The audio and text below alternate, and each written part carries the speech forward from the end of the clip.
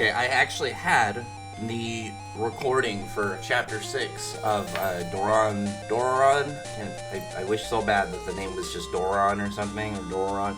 It's just one of those ones where it's annoying to say. It's not like a bad thing, it just has a little bit of tongue twister aspect to it. But in the last chapter, one thing, I'll just kind of skim over the points that I had for the last chapter because I'm just pretty much going to combine it for this one.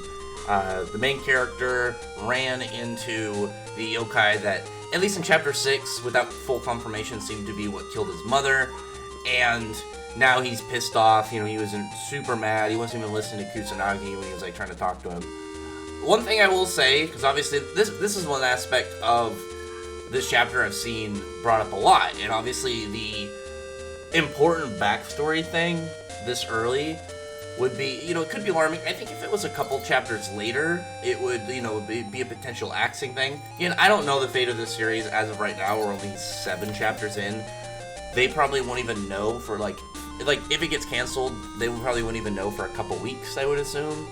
But either way, so far, I've enjoyed it. Nothing crazy, but I've enjoyed the characters. I like the art, the plot, and stuff. So far, everything in it seems to be pretty enjoyable for me. I don't get, like, super hyped whenever a new chapter comes out, but I'm always like, okay, cool, let's see what's going on this week.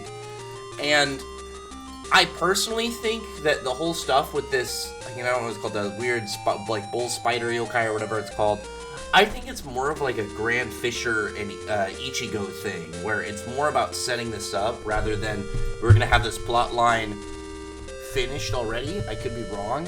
But from the fact that we've seen this, like, the power level, like, strength capabilities that Dora and Kusanagi have combined. We've seen, like, okay, yeah, he's strong, he's capable, we don't know his limits and, like, where he really sits in the verse, but we did know that he was capable of defeating these, you know, superhuman creatures. And, well, the superhuman stat level creatures and up, you know, obviously stuff with abilities and powers and stuff and having capabilities beyond, you know, real life stuff, obviously. But in Chapter 6, they mentioned a hierarchy ranking of the samurai, and there's the whole elite samurai. And my guess is the reason that was mentioned was because we'll probably meet one in the next couple chapters. Maybe whoever saves Dora will be that character. Maybe it'll be like the more powerful older mentor character, you know, the Kakashi, the Urza, the Kisuke's, that kind of role where it's like, yeah, I'm sort of tied to the main cast, but obviously it has, you know, these characters are way more experienced, way more powerful, way more capable. I think that would make sense, as well as, like, if we could see, like, say an elite samurai shows up, you know, does some cool feat stuff, shows, like, obviously how powerful they are and whatnot, and then this spider yokai decides to leave, and then maybe that could be something for later. Maybe this will be a recurring character, and it'll be like, maybe next time, like, I'm the way that I think it is, I'll use another Bleach reference real quick. It's like Ichigo and Grimmjow was like 3 rounds, so it's the first time, couldn't do anything. Second time it was a little closer, but obviously, like, the main character wasn't fully up to snuff yet, and then in the 3rd round, he won. So I'm kind of hoping, if the series does survive, maybe it doesn't have to have the exact same setup and whatnot, but that same idea of it's like, first time you can't get it, second time you're close, you're not there yet, they're close, and then the 3rd time you beat the opponent. Especially if the series does survive, that's obviously somebody that we're going to want to see him defeat. There's not a character in the series that I think has a bigger reason that they would have to kind of finish it off. And one more time, I'll give another Bleach example. Just because, like, with the Grand Fisher, even though it was Ichigo's mom that Grand Fisher killed, it was Ishin's wife, and he would know her more than anybody. So it's like, okay, well, even though Raiders wanted Ichigo to kill Grand Fisher, it was still done in a way that I think was satisfying for the people affected by what happened. And Dora, as far as we know, we don't know where his dad is. I assume his dad is dead or out of the picture or what. So, and, like, unless he has, like, some straight legitimate reason why he's not around, I imagine he wouldn't be that mad about his wife dying, considering he's, again, nowhere to be found. Is he dead, or is he just a deadbeat? Who knows? There was, like, there was, like, some small character moments in this chapter. Like, Kusanagi, again, I like Kusanagi. So far in the series, I'd say, like, the character, like, the thing that so far has me the most intrigued with this series is Kusanagi. I like his personality. I like the mystery around, like, why is this one Mononoke a good guy, a genuinely good guy, not just being nice. Like, he actually, he like tries to sacrifice himself to try to help people, to save people. There's some mystery around him, and I like that. I want to know exactly what's going on with his backstory. If the series survives, I would definitely be fine having that sit and, like, be a building plot point.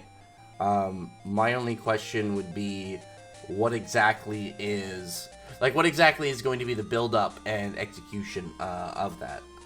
But as it is, he, at the moment, still is, like, he's still showing, like, good character moments, and I like that. When he's talking to Dora, and Dora's just, like, telling him to turn into Katana, he doesn't care about, like, the power gap, or, like, really the situation here. And even when he's, like, Dora's just getting pissed off, he's getting angrier and angrier, even though he's failing, he can't damage this thing, no matter what he does, he can't really fight back against it.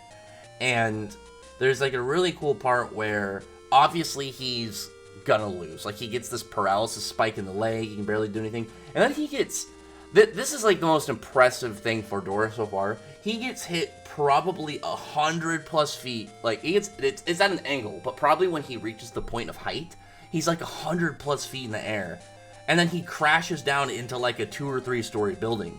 So, like, in another series, they could be like, well, that's not impressive based off of certain things, but based off of what we have right now, like, that's an impressive feat. Like, even though he still got cushioned on impact by Kusanagi, he was still hit by a force that was able to do that to a person.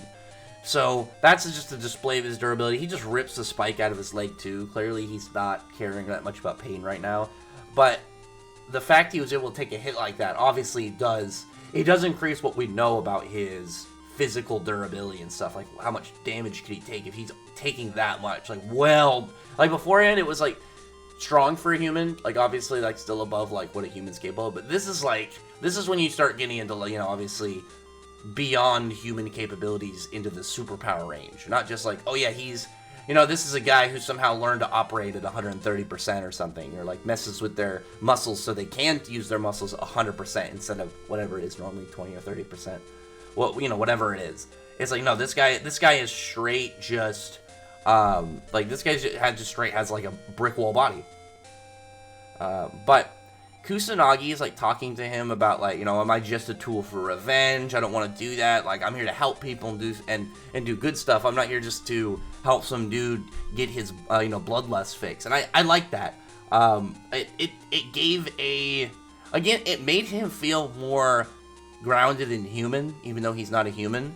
But it builds on that kind of question about him, because, like, if he's fine going back solo and clearly being less effective, and obviously not putting Dora in harm's way as much, but he's willing to go back to that if it means getting away from this idea of him being used as, like, a tool for revenge, which I like that. I thought that was pretty cool for him as of right now. It definitely gives him it just gives him, like I said, that extra spice of, like, what's the deal with this character? Why is he willing to go to this extent when we don't know anything about, his backstory, obviously, like, why he's doing this.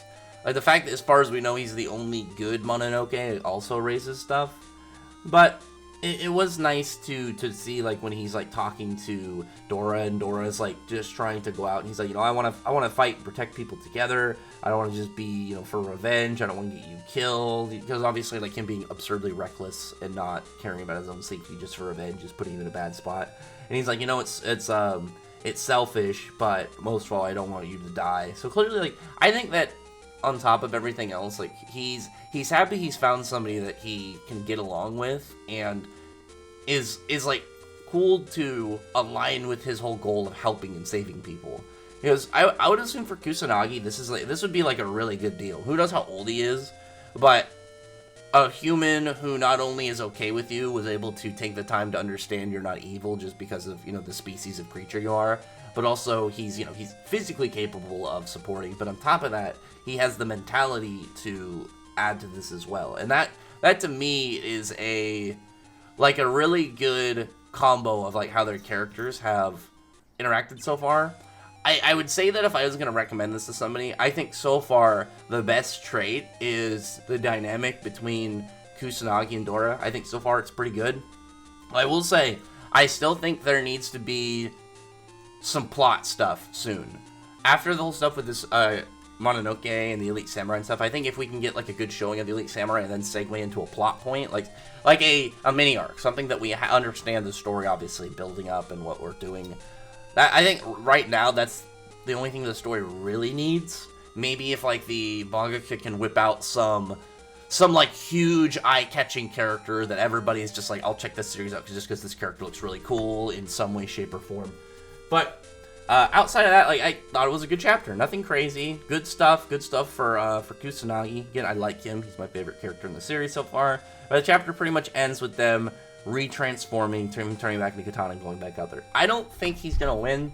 The only thing I could really see happening for Dora and Kusanagi's side is some form of main character power-up based on, obviously, like, a limit break ability, maybe because they're closer. They just had this, like, really good moment. I just dropped my phone, so I'm reaching for it.